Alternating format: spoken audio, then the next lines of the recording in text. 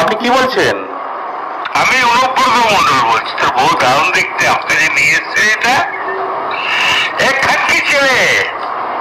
বল বল বল বল, তুই ফোনে রেকর্ড করছিস, আমি সব জানি। না না, পরশু যখন ডেপুটেশন দেবে না, তোকে কোয়ার্টার থেকে মারতে মারতে নিয়ে আস। না কি হয়েছে, মানে ঘটনাটা কি? খানকি ছেলে জানিস না সিঙ্গিতে কি হয়েছে? হ্যাঁ হ্যাঁ, এক খানকি ছেলে এই পরশু তো, কাল পরশু ডেপুটেশনের ডেট কর।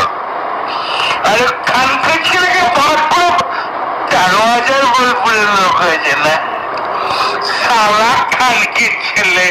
13,000? 12,000 লোক হয়েছে রে বোলপুরে, প্রচুর লোক।